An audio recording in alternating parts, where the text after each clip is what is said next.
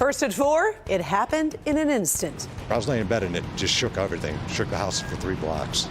A home destroyed in an explosion in Macomb County. Now we know what went wrong. Kim. Crystal blue skies out there, but it's still a little cooler than normal with highs right now only in the low 70s. But wait until you see that weekend forecast. And next week, one day we'll hit 90. What is this pink Cadillac doing in the Detroit Symphony Orchestra Hall? Well, I'll give you a hint. It has to do with a big anniversary tribute concert for the Queen of Soul. Live from downtown Detroit, Local 4 News First at 4 starts now. First at 4, a home is reduced to rubble in an explosion in Macomb County. Now, we did learn no people were hurt in the blast, but a dog did die. Police say contractors were working in the yard of that house at the Carriageway Trailer Park in Chesterfield Township when they ruptured an underground natural gas line and it exploded. Sky 4 was over the area near 24 Mile and Gratiot. You can see the flames just pouring from that gas line. A neighbor describes what it felt and sounded like. It was so loud. It sounded like a bomb. And then I jumped up and went to the grandkids, and my granddaughter said, no, he's not hurt. It ain't us, it ain't us. And I looked outside, and that man come running through my yard and said, get in the house, get in the house, get in the house. Well, the gas company was able to shut down the line while fire crews from several different agencies put out the fire. No one was home at the time. A brother is accused of shooting and killing his sister at a business in Sterling Heights this morning. Police say the two got into a fight over business at Cath Chemicals on 19 Mile and Mound. Police say they both pulled guns out and started shooting. The sister, a 54-year-old woman from Macomb, was killed. Her brother was not hurt. Police say he stayed on the scene and was being interviewed by detectives. We don't know if he'll face charges. This afternoon, we're also learning more about the days leading up to the shooting at Michigan State University.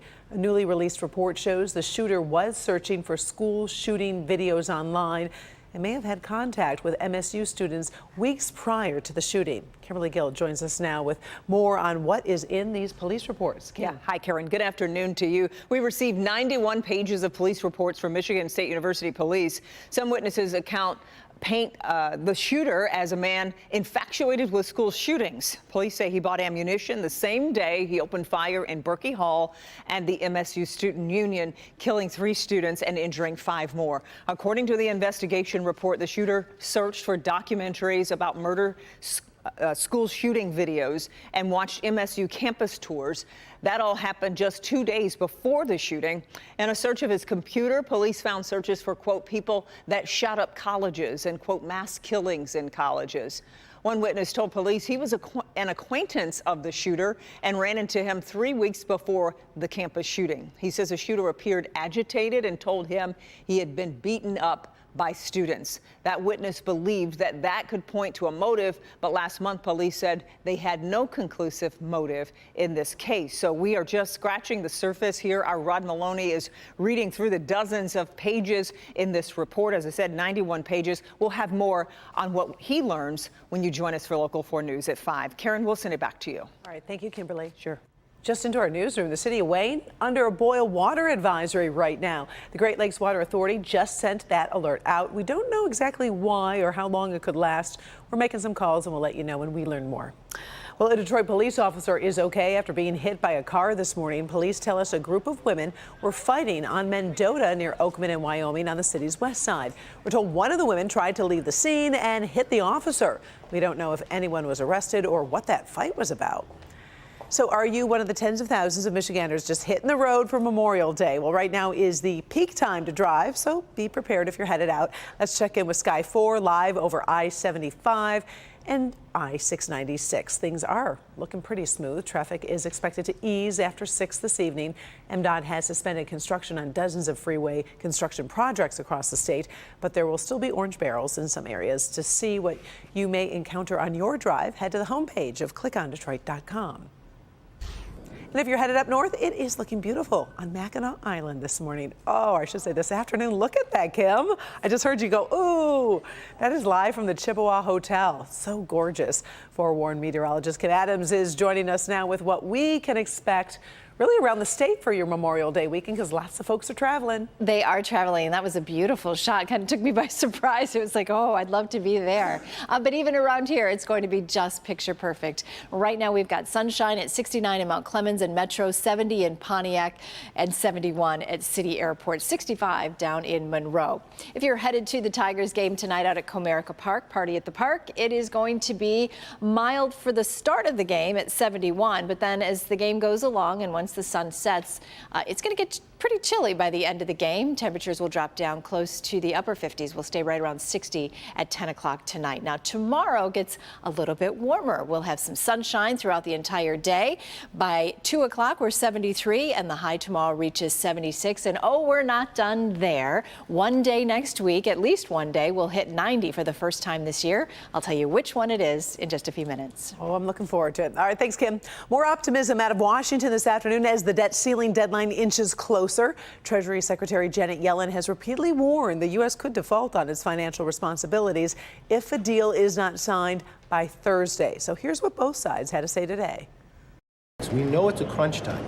We know it's not easy, but we're going to make sure we're not just trying to get an agreement. We're trying to get something that's worthy of the American people, that changes the trajectory. The best thing to be done here is for us to get a deal where both sides makes compromise. I've been here 25 years, Kate, and that's what should have to take place in a democracy. The White House and House Republicans are getting closer on a 2-year deal that would curb federal spending and lift the borrowing limit. Many House lawmakers have left Washington for the holiday weekend, but could be called back if a deal is reached. Prices are still going up. New numbers show inflation increased in April. The key index shows inflation was up 0.4% from March to April. That is higher than the previous month. Food prices fell, but energy prices are up. The Federal Reserve closely watches this index, and experts think this may push it to raise interest rates again next month. The Detroit Symphony Orchestra is spending the weekend commemorating the 25th anniversary of the Queen of Soul's first and only performance with the orchestra. The first show for Respect, a tribute to Aretha Franklin, was held this morning at the Orchestra Hall. Megan Woods was there to capture the program fit for a queen. Whether it's through an exhibit and display of her pink Cadillac or the legendary music of Aretha Franklin, this tribute is storytelling and taking the audience back in time. It's no secret how this orchestra hall can carry the notes, but this weekend is different, even for the president and CEO of the Detroit Symphony Orchestra. It gives me chills just having that music back on the stage, and you know, that partnership that we had with her was still amazing. For guests, the experience starts way before musicians step on stage with Aretha's famous pink Cadillac and photos from her friend and photographer Linda Solomon, including photos that has never been seen before from that performance 25 years ago right here on Orchestra Hall stage. Then, when the orchestra begins to play and the singers clutch their mics, it all comes together, and not just for the audience. Being in a space where Aretha sang in her hometown feels really special. I feel really honored, and it feels like sacred earth. It really does. With every tune, more memories come rushing back. The Blues Brothers is one of my favorite movies, and I love her part in it. And I've always been enamored with her spirit of performance and also who she was as a woman. Of course, there's the hits and the covers that crowned Aretha Franklin as the Queen of Soul, but then there's what's behind the music. She's singing with Cissy Houston, Whitney Houston's mother, and they're having a grand time. And what I love about it most, it's kind of sad, but what I love about it most is that she was incredibly sick when she was up there on that stage. So if you're lucky enough to snag a ticket, just know each note plays a part in the story these musicians are tasked with telling. I think what I and my fellow singers are trying to give the audience is a well-rounded look at Aretha, not only who she was as an incredible singer, but also who she is as an artist and who she is as an activist. In Detroit, Megan Woods, Local 4. All right. The experience also features pink Cadillac margaritas. Tonight's show is sold out, but there are still some tickets available for tomorrow and Sunday's shows. If you have the ability, check it out.